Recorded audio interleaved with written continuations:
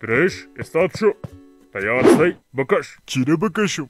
اوهو او قواره مال جیبت بکش که سبک شوی. کمک دزد است، پلیس کمک کنن. چوب باش کیره دوست گفتی بکش که دو چیرت میکنم. اصحاب قلندر اصحاب مرا خراب نکن.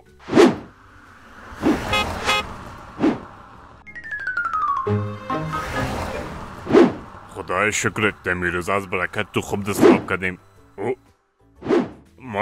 ماشاءالله دیروزا خوب تکرار شدین. با کلتان مدال قلندری میتم. آفرین.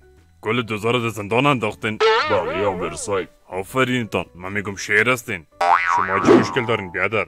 خادمتان آمر قلندر 24 ساعت خدمتتان است. تشکر آمر صاحب.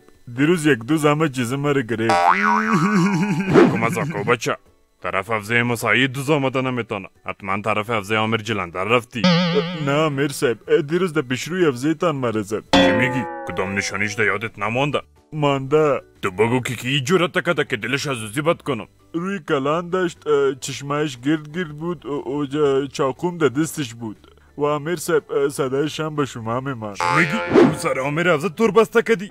بابا میرم در کات دوز آپارتو که سرش در عقل بیایم.